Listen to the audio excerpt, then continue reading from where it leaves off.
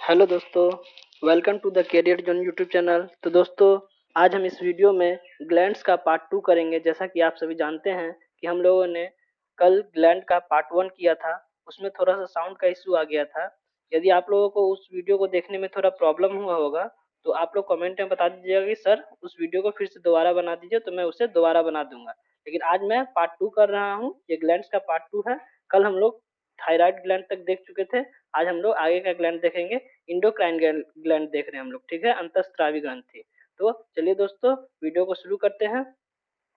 उससे पहले दोस्तों एक नोटिस है, यदि आप हमारे व्हाट्सएप ग्रुप से जुड़ना चाहते हैं तो इस नंबर पर मैसेज कर सकते हैं, साथ में लिख दीजिएगा वाईटी। और आप हमसे इंस्टाग्राम पेज से भी जुड़ सकते हैं। पेज का नाम है करेंट अफेयर्स जोन, जहां 2,25,000 स्टूडेंट जुड़े हुए हैं। आप हमसे टेलीग्राम पेज से भी जुड़ सकते हैं, ये लिंक आपको डिस्क्रिप्शन में मिल जाएगी। इंस्टाग्राम का भी लिंक और टेलीग्राम का भी लिंक आपको डिस्क्रिप्शन में मिल जाएगी। दोस्तों, जो भी स्टूडेंट इस चैनल पे नए हैं, इस चैनल को सब्सक्राइब कर लेंगे और साथ में बेल आइकन को भी दबा लेंगे, जिससे इस चैनल से जुड़ी सारी अपडेट्स आपको मिलती रहेगी। दोस्तों, वीडियो आपको पसंद आती हो तो वीडियो को लाइक कर दीजिएगा और साथ में अपने दोस्तों के साथ शेयर भी कर दीजिएगा। तो चलिए दोस्तों, शुरू करते हैं। जैसा कि हम लोग ये पढ़ रहे थे, ये सब हमने आपको कल पढ़ा दिया था। थोड़ा साउंड का इशू हो गया था, लेकिन यदि आप लोगों को समझ में आ गया होगा पूरे अच्छी तरह से तो ठीक है, नहीं तो आप लोग कमेंट में लिख दीजिएगा कि सर इस वीडियो को दोबारा बना दीजिए। तो हम लोग सीधा चलते हैं। देखिए, यहाँ तक हमने करवा दिया था। ये ये सब तो पिनियल ग्लैंड करवा दिया था, थायराइड भी करवा दिया था, ये सब हो गया था। ठीक है, ये सब हो गया था। हाँ, हम लोग आज करेंगे पैराथायराइड से। ठीक है, क्या करेंगे? पैराथायराइड से। एक मिनट दोस्तों, एक मिनट। आज हम लोग करेंगे पैराथायराइड से करेंगे। ठीक है, तो ये सब हो गया था जैसा कि। चलिए शुरू करते हैं। देखिए, पैराथायराइड जो ग्लैंड होता है वह आपको कहाँ मिलेगा? तो जैसा कि हम लोग कल पढ़े थे थायराइड ग्लैंड, ये देखिए, ये थायराइड ग्लैंड है। ये थायराइड जो बटरफ्लाई शेप का होता है, कल बताए थे कि तितली आकार का अगर ग्लैंड पूछता है कि कौन सा ग्लैंड तितली के आकार का होता है या फिर एच शेप का होता है। एच ऐसा होता है, ऐसा ही है, कुछ दिख रहा है, ऐसा ही दिख रहा है। तो एच आकार का या तितली आकार का ग्लैंड पूछेगा तो थायराइड ग्लैंड हो जाएगा। ठीक है, और यही थायराइड ग्लैंड को अगर हम उल्टा करके देखते हैं, जैसे ये थायराइड ग्लैंड है, इसी को अगर हम उल्टा कर देते हैं, पीछे की तरफ से देखते हैं, तो पीछे ये 4 पॉइंट मिलता है। ये क्या मिलता है? 4 पॉइंट मिलता है। तो इसी ग्लैंड को बोलते हैं पैराथायराइड ग्लैंड। ठीक है, क्या बोलते हैं? Parathyroid gland. और इससे जो निकलता है हार्मोन उसको बोलते हैं पीटीएच। पैराथायराइड से निकला है, जैसे पैराथायराइड ग्लैंड है, उससे हार्मोन जो निकलेगा उससे उसको बोलेंगे पैराथायराइड हार्मोन। ठीक है, अब यहाँ पर लेते हैं कि पैराथायराइड 4 एंडोक्राइन ग्रंथि है। जैसा कि हम बताए कि 4 होता है, ये संख्या में क्या होता है, कितना होता है? 4। यदि आपसे पूछ ले कि पैराथायराइड ग्लैंड ऐसा कौन सा ग्लैंड है जिसकी जिसकी संख्या 4 होती है, तो आप लोग क्या बोलेंगे? Parathyroid gland. ठीक है, ठीक है। और ये जो होता है मटर के दाने के बराबर होता है। ठीक है, ये देखिए, मटर के दाने के बराबर होता है। ठीक है, और ये कहाँ स्थित होता है? थायराइड ग्लैंड के पीछे। जैसा कि हम बता दिए कि ये थायराइड ग्लैंड है, इसी को अगर उल्टा कर देखेंगे तो ऐसा दिखेगा। ठीक है, पैराथायराइड हार्मोन बनाती है। यह हार्मोन काफी जरूरी काम करता है, जिसके काम इसका काम बॉडी में खून में कैल्शियम की मात्रा को नियंत्रित करना है। अभी बताएंगे। जैसे हम लोग भोजन करते हैं तो भोजन से क्या मिलता है? कार्बन, हाइड्रोजन, ये कार्बोहाइड्रेट, प्रोटीन, नाइट्रोजन सब मिलता है, मिनरल्स मिलता है, कैल्शियम मिलता है। तो कैल्शियम का मात्रा अगर यदि हमारे रक्त में बढ़ जाएगा तो वो तो सही बात नहीं है। तो उसी को नियंत्रित करता है। कैल्शियम का मात्रा रक्त में अगर बढ़ जाए तो कैल्शियम को, हमारे शरीर में कैल्शियम का जरूरत किसको होता है? सबसे ज्यादा हड्डी को। हड्डी तक जाने ही नहीं देगा, हमारे रक्त में ही रह जाएगा। वो तो सही बात नहीं है, हड्डी को मिलना चाहिए कैल्शियम। तो इसीलिए कैल्शियम की मात्रा को रक्त में नियंत्रित करता है और कैल्शियम को जो हड्डी को जरूरत है उस तक पहुंचाता है। ठीक है, तो चलिए, इसका यही काम था, देख लिए। अब देखते हैं हम लोग नेक्स्ट ग्लैंड क्या है। Thymus gland. क्या है? Thymus gland. तो ये ग्लैंड देखिएगा, ये क्या होता है? ये लिम्फाइड अंग होता है। क्यों इसको बोलते हैं बताते हैं। जैसे देखिए, पहले इसका स्थिति जान लेते हैं। ये थाइमस ग्लैंड जो होता है, हम लोग जानते हैं कि ये हमारा ये लंग्स होता है। जैसे हम लोग सांस लेते हैं, ये ट्रैकिया है, ट्रैकिया के थ्रू हमारे लंग्स में जाता है सांस। और ये ट्रैकिया के आगे, हर ट्रैकिया के आगे और स्टर्नम, स्टर्नम हम आपको पढ़ाए होंगे जब आपको बोन्स पढ़ाए थे। यहाँ पे एक फोटो भी लगाए, एक सेकंड देखते हैं। ये देखिए, स्टर्नम ये है। एक एक सेकंड इसको घूर के आने दीजिए। ये आगे का सीना का जो हड्डी होता है, ये वाला, ये देखिए, ये हड्डी जो देख रहे हैं वो स्टर्नम है। तो स्टर्नम स्टर्नम के पीछे होता है, लेकिन हार्ट के आगे होता है, स्टर्नम के पीछे होता है, लेकिन हार्ट, ये देखिए हार्ट के आगे होता है और इसकी संख्या 2 होती है। ठीक है, इससे ये 2 पसलियों में विभाजित होती है। थाइमस ग्रंथि की दोनों पालिया या लोब असमान होती है, मतलब ये 2 होता है। एक देखिए, एक ये है, दिख रहा होगा आपको, और एक ये है। ठीक है, तो बाई जो पाली होती है, मतलब बाई कौन साइड, इस साइड वाला जो होता है, ये वाला जो देख रहे हैं, ये छोटी होती है और ये थोड़ा सा बड़ा होता है। ठीक है, ये समझ गए। और इसकी तो बता ही दिए कि स्टर्नम के पीछे होता है और हार्ट के, ये हार्ट देख रहे हैं, ये हार्ट है, इसके आगे होता है। ठीक है, समझ गए।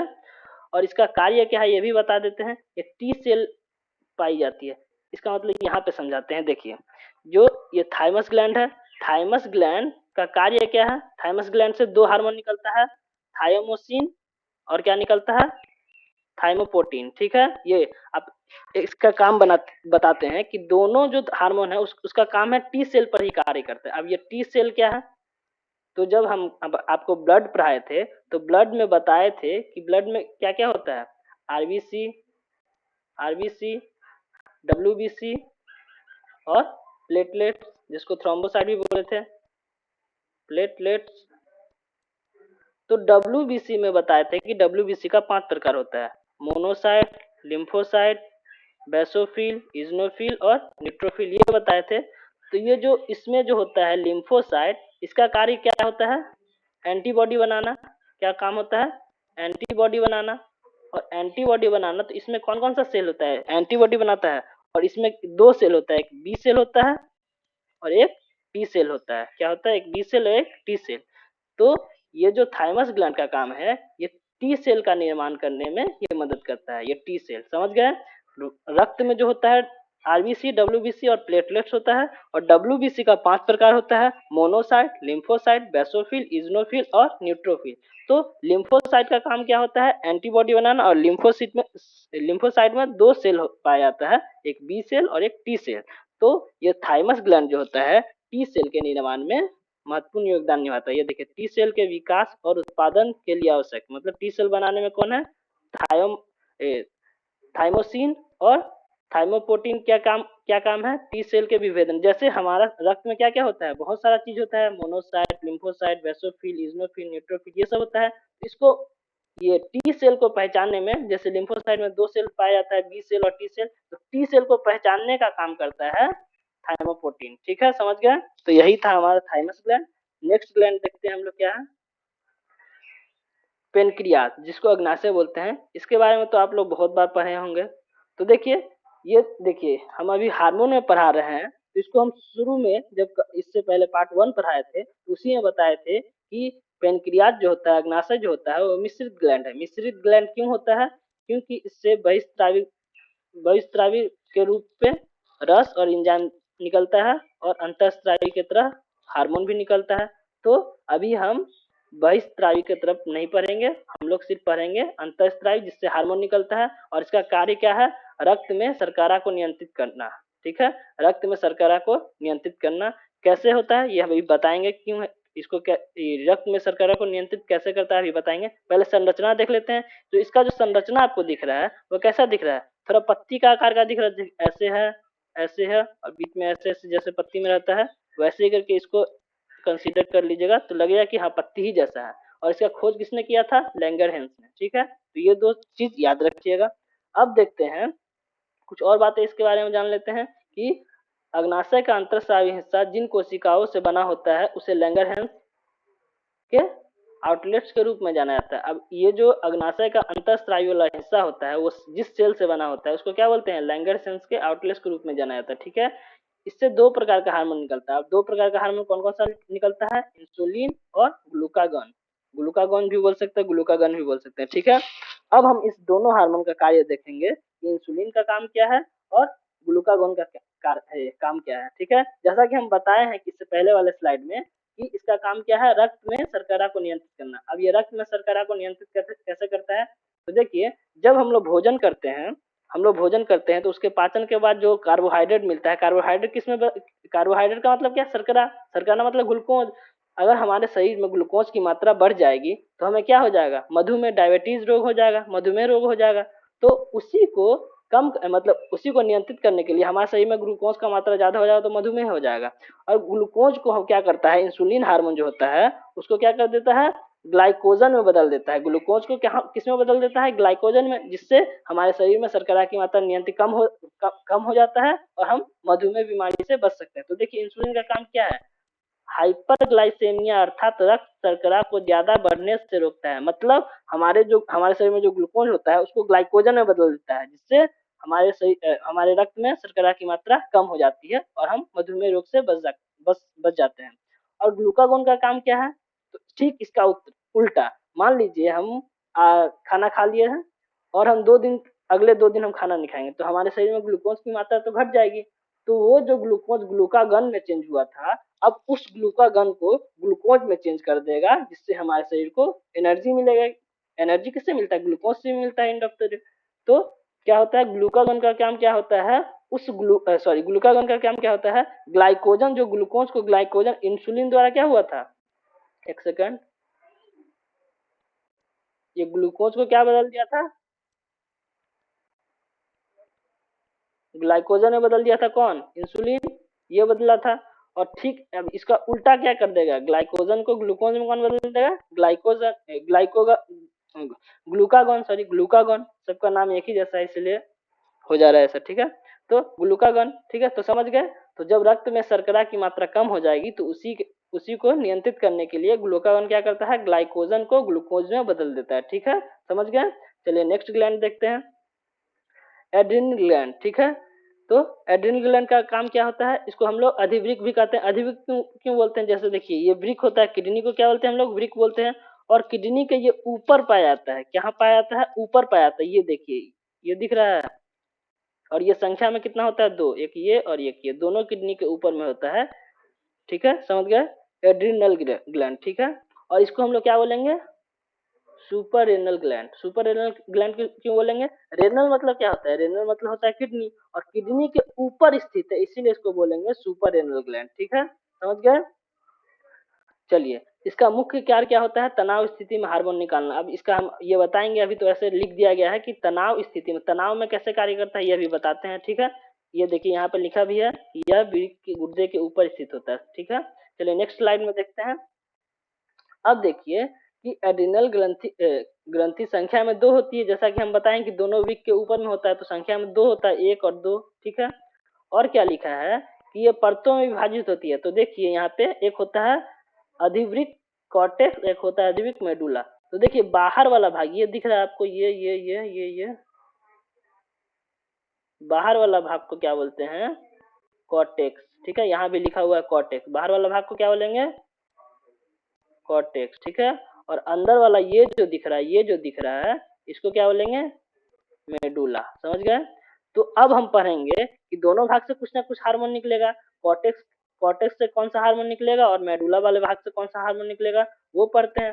तो देखिए अभी पहले पढ़ेंगे क्या, कॉर्टेक्स से। कॉर्टेक्स से कौन कौन सा हार्मोन निकलता है, एल्डोस्टेरॉन, एक सेकेंड, ये देखिए एल्डोस्टेरॉन, और क्या निकलता है, कॉर्टिसोल, और कौन सा निकलता है, सेक्स हार्मोन, जिसको एंड्रोजन बोलेंगे, ठीक है, एंड्रोजन बोलेंगे, समझ गए। तो देखिए एल्डोस्टेरॉन का काम क्या होता है, सॉल्ट रेगुलेशन। अब सॉल्ट रेगुलेशन का मतलब क्या होता है, जैसे मान लीजिए हम नमक खाते हैं, तो नमक क्या होता है, NaCl, क्या होता है, NaCl। जब हम खाएंगे तो ये क्या होगा, Na+ और Cl- से टूटेगा। यदि हमारे रक्त में Na मतलब सोडियम का अगर मात्रा बढ़ जाएगा तो क्या होगा, हमारा ब्लड प्रेशर बढ़ जाएगा। तो इसी को नियंत्रित करता है कौन, एल्डोस्टेरॉन। कौन करता है, एल्डोस्टेरॉन, समझ गए। तो एल्डोस्टेरॉन का काम क्या है, साल्ट रेगुलेशन को कंट्रोल करता है, मतलब हमारे रक्त में नमक की मात्रा को कंट्रोल करता है, ठीक है।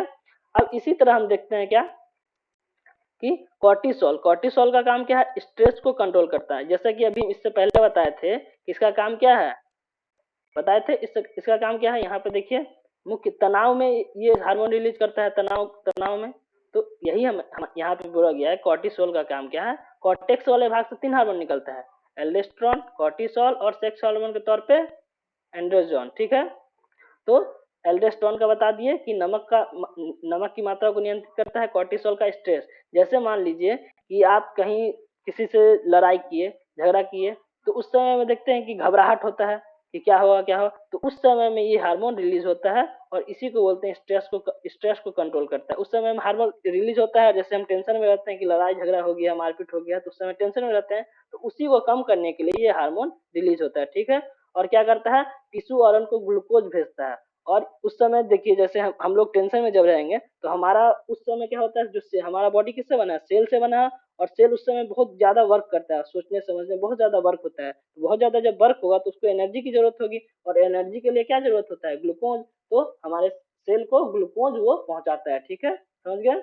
और ये होता है, ये एंड्रोजन जो होता है सेक्सुअल कैरेक्टर को डिसाइड करता बनाता है। जैसे फीमेल में देख लीजिए कि जब बड़ा होता है पोवर्टी स्टार्ट हो जाता है। और जैसे मतलब मेल में देख लीजिए कि दाढ़ी मूंछ का आना, ये सब सेक्सुअल कैरेक्टर को डिसाइड करता है, ठीक है। और देखते हैं नेक्स्ट क्या है। और इससे हार्मोन जो आता है वो उसके बारे में थोड़ा पढ़ लेते हैं। तो देखिए, एल्डोस्टेरॉन, ठीक है, किडनी में नमक, ये तो बता ही दिए कि नमक नमक को नियंत्रित करता है। कॉर्टिसोल के बारे में बता दिए कि कॉर्टिसोल का क्या होता है, स्ट्रेस हार्मोन। जो जो घबराहट जब होता है तो उस समय ये हार्मोन रिलीज होता है, या फिर कोशिका को मतलब ग्लूकोज पहुंचाता है। ग्लूकोज यानी कार्बोहाइड्रेट तो एक तरह का ग्लूकोज ही है, तो वो सब पहुंचाता है। और एंड्रोजन और एस्ट्रोजन, तो देखिए, एंड्रोजन जो होता है वो नर मतलब मेल हार्मोन है, और एस्ट्रोजन जो होता है वह फीमेल हार्मोन है, ठीक है, समझ गए। तो याद रखिएगा कि एंड्रोजन नर हार्मोन है और एस्ट्रोजन फीमेल हार्मोन है। एक बात याद रखिएगा कि एंड्रोजन जो है वो कहाँ से, अभी क्या पढ़ा रहे हैं हम, अभी हम पढ़ा रहे एड्रिनल ग्लैंड, अभी ये पढ़ा रहे एड्रिनल ग्लैंड। और ये एंड्रोजन जो हार्मोन होता है वो ओवरी से भी रिलीज होता है, ठीक है, ओवरी से भी रिलीज होता है। हम जब पढ़ाएंगे ओवरी तो उसमें ही बताएंगे कि एंड्रोजन जो होता है ओवरी से भी रिलीज होता है, समझ गए। तो चलिए नेक्स्ट देखते हैं। अब देखिए, इससे अब तो हमें कॉर्टेक्स वाले भाग से पढ़े थे, जैसे ये कॉर्टेक्स बाहर वाले भाग से जो हार्मोन निकलता है उसके बारे में पढ़े थे। अब कोई हार्मोन जो होगा वो अंदर वाले भाग से भी निकलेगा, तो अब अंदर वाले भाग से भी पढ़ लेते हैं। तो अंदर वाले भाग से जो हार्मोन निकलता है उसे उसको क्या बोलते हैं, एपिनोफ्रिन, ठीक है, या फिर उसको इंग्लिश में बोलेंगे तो एड्रेनालाइन, ठीक है। और क्या है, एक और है नॉरपेफ्रिन, जिसको इंग्लिश में बोलेंगे नॉर एंड्रेलाइन, ठीक है, रिलीज होता है। और इसे वो क्या बोलते हैं, फियर फाइट फ्लाइट। फियर मतलब डर, फाइट मतलब लड़ना, लड़ना लड़ना, और फ्लाइट मतलब भागना, ठीक है। तो इसको 3 हार्मोन भी कहा जाता है, क्योंकि जब डर लगे या फिर लड़ाई के समय या फिर जब भाग रहे हैं उस समय उस समय ये हार्मोन रिलीज होता है, ठीक है। किस पार्ट से, तो एड्रिनल ग्लैंड के मेडुला वाले पार्ट से, समझ गए। चलिए अब देखते हैं गोनाड। क्या है गोनाड, गोनाड मेल में ये फीमेल का है और ये मेल का है, ठीक है। तो देखिए, गोनाड मादा में अंडाशय से बना होता है। मादा जो होता है यानी फीमेल जो होता है इसको बोलते हैं अंडाशय, ठीक है, इसको अंडाशय से बना होता है। और पुरुष में किससे बना होता है, वृषण से। ये जो देख रहे हैं वृषण, जिसको इंग्लिश में टेस्टिस बोलते हैं, इससे बना होता है, समझ गए। चलिए, समझ गए। इनमें इनमें से प्रत्येक अंग यौन विकास और प्रजनन को प्रभावित करने के लिए हार्मोन जारी करता है। अब दोनों जो होता है वो यौन विकास, यानी यौन विकास मतलब क्या बोलेंगे, जैसे पोवर्टी पीरियड आना, ये सब यौन विकास है। और प्रजनन मतलब जैसे बच्चा बच्चा जो होता है उसको बोलते हैं प्रजनन में, ये अधिक ही योगदान निभाता है, इसका काम ही वही है, ठीक है। चलिए और देखते हैं क्या है। ओवरी के बारे में पहले पढ़ लेते हैं। ये संख्या में 2 होता है। देखिए, ओवरी एक ये है और एक ये है, संख्या में 2 हो गया। गर्भाशय के साथ दोनों तरफ उपस्थित होता है। ये गर्भाशय होता है, ठीक है, ये जो दिख रहा है आपको बीच में ये गर्भाशय है, इसका दोनों तरफ स्थित होता है, ठीक है। और ये महिला सेक्स हार्मोन एस्ट्रोजन और प्रोजेस्टेरोन, जैसा कि हम बताए थे कि एस्ट्रोजन कहाँ से निकलता है, एड्रिनल ग्लैंड से। और वहां पे बताए थे इससे पहले वाले ही स्लाइड में कि ये हार्मोन जो होता है ओवरी से भी निकलता है। तो यह देख लीजिए निकलता है। और देख लेते हैं इसका कार्य क्या है। पहले टेस्टिस के बारे में देख लेते हैं, फिर दोनों का कार्य के बारे में देख लेंगे। तो जो टेस्टिस जो होता है, ये वृषण जिसे अंडकोश कहते हैं, ये जो देख रहे हैं आप, इसे अंडकोश कहते हैं। जिसमें टेस्टिस रहता है उसको अंडकोश कहते हैं। पुरुष प्रजनन प्रणाली को दो आकार सॉरी दो अंडकार होगा, अंडकार आकार का होता है। ये जो देख रहे हैं टेस्टिस, ये अंडा के आकार का होता है, इसीलिए इसे अंडकार बोला गया है, ठीक है। ये स्क्रोटम वृषाकोष नामक त्वचा की एक थैली, ये जो देख रहे हैं आप, ये थैली, ये तो हो गया टेस्टिस। और ये जिस थैली में पैक रहता है, ये जो देख रहे हैं बाहर से, ये थैली जो है इसी का नाम है स्क्रोटम या वृषाकोष बोल सकते हैं। इस थैली में ये पैक होता है, ठीक है। और इसके द्वारा जो हार्मोन रिलीज होता है वो कौन सा हार्मोन रिलीज होता है?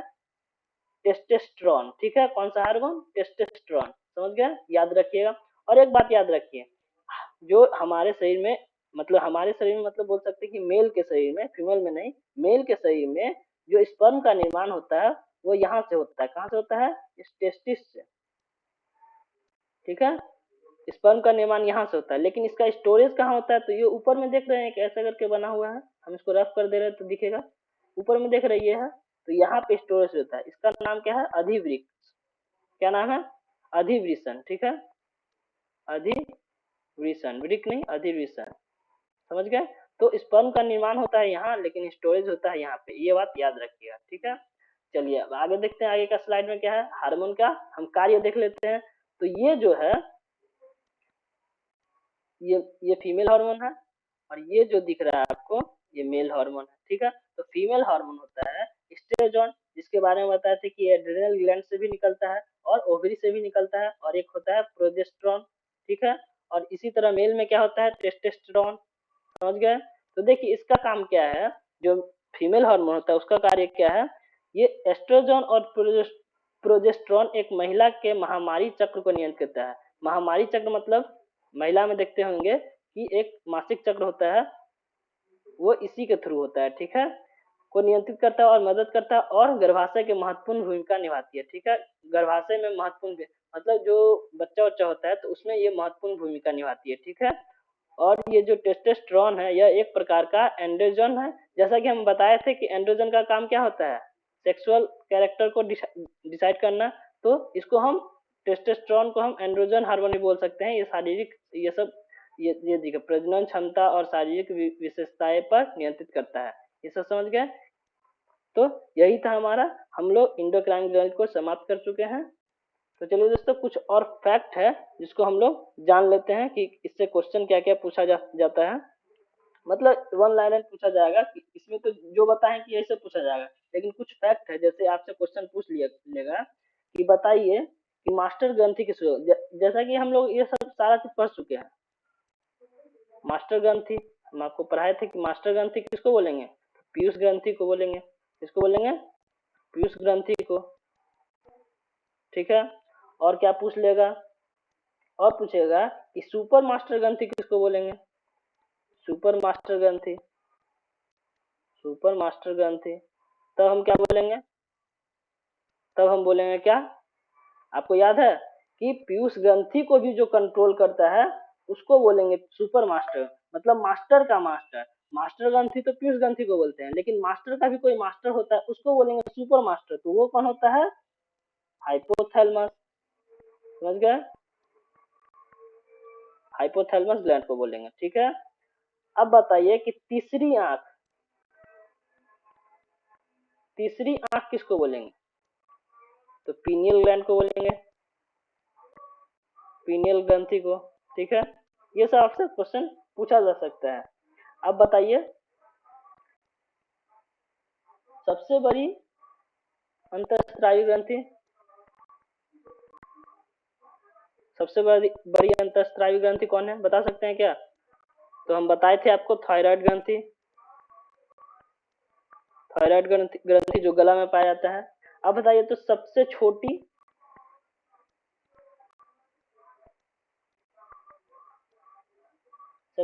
अंतःस्रावी ग्रंथि बताइए, कोई बता सकता है? तो ये हो जाएगा पीनियल ग्रंथि, ठीक है। इसी तरह से आपको क्वेश्चन पूछा जाएगा। तो ये सब आप लोगों को वैसे तो हम बता चुके हैं। अच्छा, ऐसा ग्रंथि का नाम बताइए कि मतलब उम्र बढ़ने के साथ साथ वो विलुप्त होने लगता है। शायद ये आपको हम बताए थे कि नहीं, एक सेकंड देख लेते हैं। ये आपको शायद एक्सप्लेन नहीं किए थे हम। एक सेकंड, यहाँ पे शायद लिखा हुआ था थाइमस, हाँ यहीं पे लिखा होगा। एक सेकंड हम देख लेते हैं, शायद ये वाला हम आपको बताया नहीं थे। ओ अच्छा, ये स्लाइड ही स्किप हो गया था। एक बार इसको देख लीजिएगा। थाइमस एक ऐसी अंतःस्रावी ग्रंथि है जो 18 वर्ष तक विकसित होती है और धीरे धीरे थाइमस ग्रंथि का ह्रास हो जाता है तथा बुढ़ापे आने तक यह पूरी तरीके से विलुप्त हो जाता है। इसलिए इसे थाइमस ग्रंथि के कारण बुढ़ापा आता है और थाइमस ग्रंथि के कारण ही बुढ़ापा आता है। ये स्लाइड आपको हम स्किप हो गया था, शायद मेरे नजर में नहीं आया, छोड़ दिए थे। तो इसको याद रख लीजिएगा कि थाइमस ग्लैंड जो होता है वो क्या होता है, बचपन में ज्यादा सीक्रेट करता है हार्मोन और धीरे धीरे जैसे वजन बोलते मतलब क्या उम्र बढ़ता है ये थाइमस ग्लैंड छोटा होते जाता है, छोटा होते जाता है और जैसे बुढ़ापा आता है ये थाइमस ग्लैंड तब तक खत्म हो जाता है। मतलब बुढ़ापा क्या मतलब 18 वर्ष के बाद ही ये खत्म होने लगता है। तो इस ग्लैंड का कारण ही बुढ़ापा, ये ग्लैंड खत्म होता है तो बुढ़ापा आना स्टार्ट हो जाता है। ठीक है, तो इसको याद रख लीजिए। ये बात हम आपको बताना भूल गए थे, ये स्लाइड ही स्किप हो गया था, वैसे मैं स्लाइड में लगा लगा के था। तो इसे भी याद रख लीजिएगा कि बुढ़ापा किस ग्लैंड के कारण आता है। ठीक है, आपसे पूछा जा सकता है बुढ़ापा किस ग्लैंड ग्रंथि के कारण आता है। ठीक है, ग्रंथि के कारण आता है, तो क्या बोलिएगा, थाइमस ग्लैंड के कारण। ठीक है, और क्या पूछा जाता है, और पूछा जाएगा कि तापमान को कौन नियंत्रित करता है। तापमान को नियंत्रित तो हाइपोथैलेमस बताए थे आपको। तो ऐसा ही करके प्रश्न बनेगा। वैसे तो हम सारा चीज एक्सप्लेन कर दिए हैं और जो इसका पार्ट फर्स्ट था उसमें थोड़ा साउंड का इश्यू था, आप लोग को समझ में आया होगा तब तो कोई बात नहीं, ठीक ही है। और अगर समझ में नहीं आया होगा, वैसे उसमें अगर ध्यान से देखिएगा तो उसमें समझ में आ जाएगा, बनाने की जरूरत नहीं है वीडियो। यदि आप लोग अगर डिमांड करते हैं कि सर उसको फिर से बना दीजिए तो मैं फिर से बना दूंगा उसे, तो ऐसा कोई बात नहीं है। वैसे देखिएगा, ध्यान से देखिएगा तो समझ में आ जाएगा, पूरा अच्छा से एक्सप्लेन किए हैं। यदि आपको इसका पीडीएफ चाहिए तो हमारे व्हाट्सएप ग्रुप से जुड़ जाइएगा और हम उसे वहीं पे आपको पीडीएफ प्रोवाइड कर देंगे। ठीक है, तो चलिए दोस्तों, आज के लिए इतना ही। वीडियो अगर आपको पसंद आई हो तो वीडियो को लाइक कर दीजिएगा और साथ में अपने दोस्तों के साथ शेयर भी कर दीजिएगा। जो भी इस चैनल पर नए हैं इस चैनल को सब्सक्राइब कर लेंगे और साथ में बेल आइकन को भी दबा लेंगे, जिससे इस तरह की सारी वीडियो का नोटिफिकेशन आपको मिलता रहेगा। इस चैनल से जुड़ जाइएगा दोस्तों, क्योंकि इस चैनल पे अभी हम लोग मतलब बेसिक से ही मैथ को भी शुरू कर रहे हैं, रीजनिंग को भी शुरू कर रहे हैं और साइंस का बेसिक से हम लोग पूरा थ्योरी टाइप का पढ़ेंगे। ठीक है, तो इस चैनल से जुड़ना ना भूलिएगा दोस्तों, एक बार जुड़ जाइएगा, देखिएगा, अच्छा लगेगा तो जुड़े रहिएगा, वरना अपना अपना हाथ में है भाई, सब्सक्राइब अनसब्सक्राइब करते रहिएगा। तो एक बार जुड़ के देखिए कैसा लगता है। ठीक है, तो चलिए दोस्तों, आज के लिए इतना ही, फिर मिलते हैं अगले